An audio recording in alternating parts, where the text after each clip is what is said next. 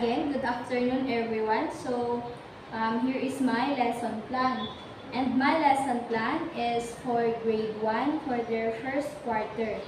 And under the objectives, I have here the content standard. The learner demonstrates knowledge of the alphabet and the coding to read, write, and spell words correctly.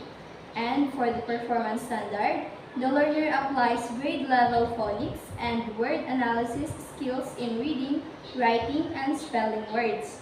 And for the learning competencies, at the end of the lesson, the learner is able to identify upper and lowercase letters, and of course, yung code.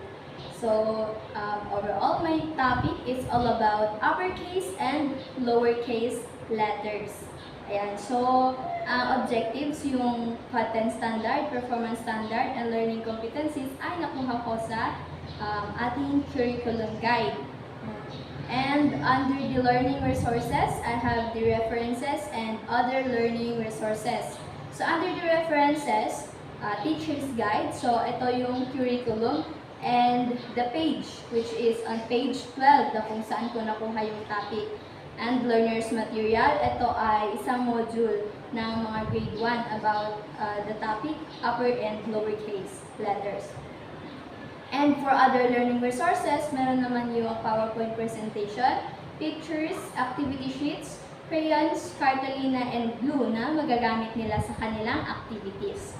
Ayan. And under procedure, sabi pala ni ma'am na pwede tayong gumamit ng mother tongue since mother tongue ang subject area natin.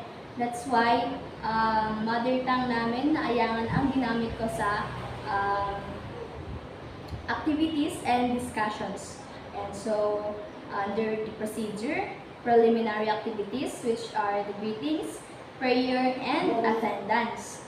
Ayan. And for letter A, reviewing previous lessons or presenting the new lesson, nagpa-review ako dito sa mga mag-aaral about the previous topic, which is the sound of letters. So kung i-open natin yung CG, makikita natin na yung previous topic before upper and lowercase letter ay sound of letters. And present ko na rin dito ang topic. Ayan. And for letter B, establishing a purpose for the new lesson or motivation or motive question. Nagbigay ako ng motivation wherein magpapakita ako ng mga pictures and sa taas nila ay doon nakasulat kung ano yung nasa picture. And their name was written in two forms wherein ang isa ay naka-uppercase letter lahat at ang isa naman ay naka-lowercase lahat. So sa ulit, tatanungin ko kung ano ang nakita nila na pagkakaiba ng pagkasulat ng mga pangalan ng mga napresentang litrato. Ayan. And for letter C, presenting examples or instances of the new lesson, dito ko i-connect yung motivation part ko kanina. And dito na rin ako magdi-discuss kung ano nga ba ang uppercase and lowercase letters and ang pagkakaiba nila. And nag-present na rin ako ng mga examples dito through the use of the alphabets. Ayan, letter A hanggang letter Z. And for letter D, discussing new concept and practical new skill, number 1, nagpa-board work activity ako dito, wherein magpapakita ako ng mga larawan and i-identify nila kung ano yon and i-fill up nila kung ano yung missing letter. And sa pag-fill up nila, tutukuan din nila kung ito ba ay dapat na naka-uppercase or naka-lowercase letter. So, ayan. And for letter E, discussing new concept and practical new skill, number 2, magbibigay na ako dito ng individual activity wherein isusulat nila kung ano ang kumbaga yung i-translate nila, kumbaga ayan, nagbigay ako ng example para mas maintindihan nila ang instruction.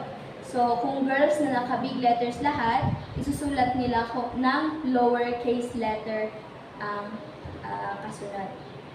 And letter F, developing mastery. Dito ay magbibigay ako ng group activities and i-group ko sila ng 3 groups.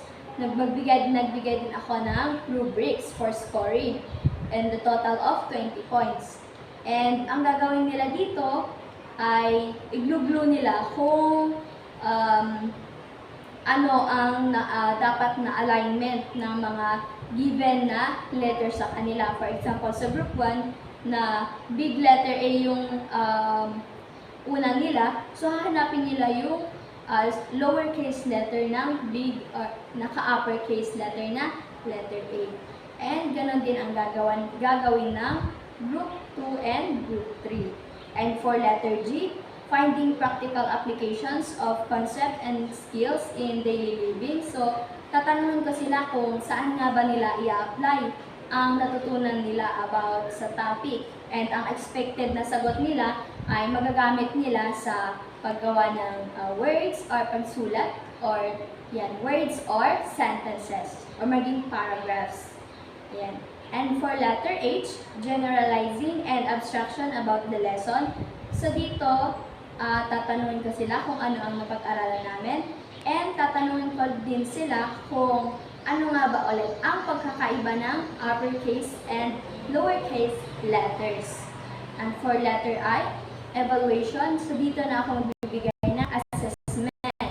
So, ang gagawin lang nila dito ay titignan nila kung naka-align ba yung mga given na letter na naka-uppercase and naka-lowercase. Kaya nagbigay ako ng example sa letter C na alphabet kasi dito din nila ang magagamit. So, isusulat nila ng X kapag hindi naka-align and check naman kapag naka-align.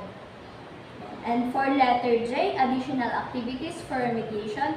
Dito na ako magbibigay ng assignment. And dito din sila gagamit ng crayons, gaya ng nasabi ko kanina.